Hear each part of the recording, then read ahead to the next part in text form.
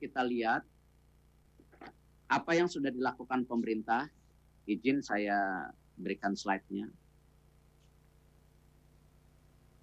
Next.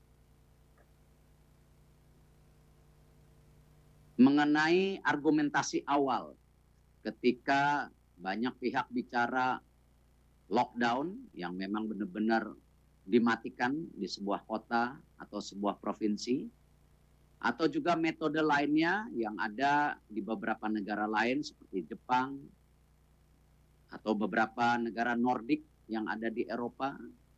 Nah, ini juga menjadi bagian dinamika tarik ulur. Tetapi saya yakini keputusan daripada Bapak Jokowi, Bapak Presiden kita sejak awal sudah tepat. Saya melihat secara persepsi awal sebagai pribadi terdahulu, kalau kita lihat sekarang hasilnya bisa terlihat. Dibandingkan negara-negara G20, perlambatan ekonomi yang ada di Indonesia jauh lebih baik daripada negara India, ataupun Prancis, Amerika, dan lain-lainnya. Termasuk di Asia Tenggara, negara-negara tetangga kita sangat mengalami krisis yang lebih dalam. Karena itu, kita berharap di kuartal 3 dan 4 atau sampai di akhir tahun ini paling tidak kita bisa 0 atau plus sedikit. Kalau minus pun jangan kebanyakan. Ini yang tentu kita harapkan bersama-sama, apalagi dari Bank Dunia, dari ADB, dan dari banyak negara sudah menyampaikan bahwa pertumbuhan ekonomi di Indonesia tahun depan itu bisa 4,5 sampai 5,5. Ini hal-hal yang membuat kita juga harus optimis. Dan bahkan ada data yang sangat menggelitik buat saya. Di tahun 2024 bukan tidak mungkin dengan krisis yang dihadapi oleh banyak negara, justru kita ada kesempatan menyusul. Kalau ibarat perlombaan siput, semuanya lambat. Tapi ya alhamdulillah, selambat-lambatnya kita masih bisa masuk ranking 5 dunia dalam ekonomi tahun 2024. Hal ini justru kalau kita lihat kenapa? Karena memang dengan COVID-19 ini, negara-negara yang mempunyai populasi besar diuntungkan. Negara-negara yang punya sumber daya alam besar diuntungkan. Tetapi khususnya buat Indonesia, perlu sekali yang namanya percepatan daripada logistik, di mana di dalamnya ada istilah infrastruktur dan juga ada yang namanya digitalisasi. Hal ini yang bisa lebih menguatkan dan mempercepat Indonesia, tentu selain pembangunan sumber daya manusia yang sangat penting. Di slide berikutnya bisa ditampilkan adalah bagaimana kita melihat tren. Apakah tren penyembuhan kita dalam penanganan COVID baik? Saya rasa dalam penyembuhan baik. Karena kita tidak berbeda jauh dengan rata-rata dunia. Negara besar seperti Amerika pun sangat jauh dibandingkan dengan rata-rata dunia.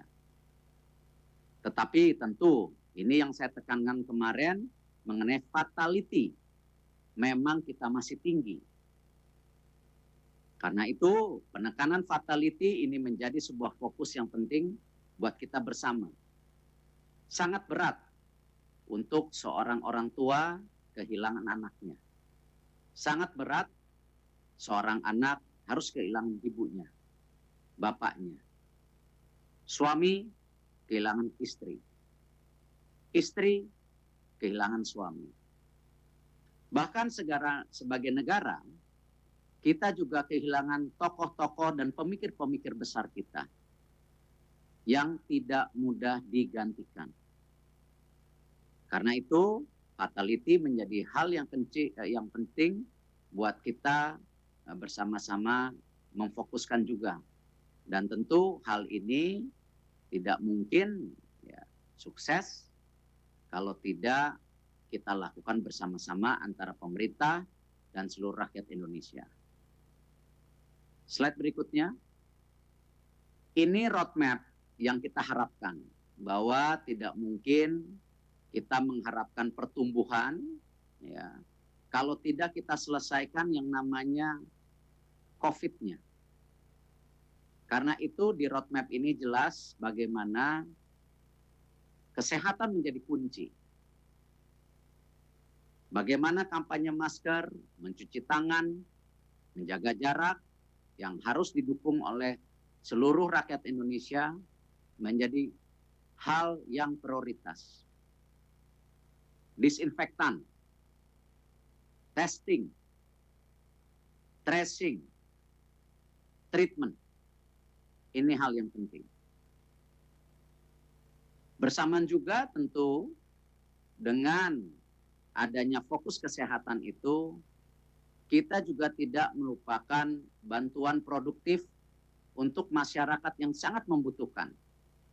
Sejak awal, pemerintah menggelontorkan bansos yang nilainya luar biasa untuk 29 juta keluarga PKH.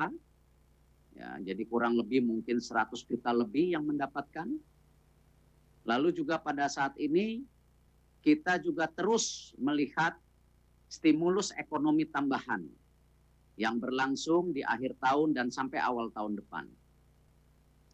Tentu bersamaan juga kita harapkan di awal tahun depan adanya vaksinasi.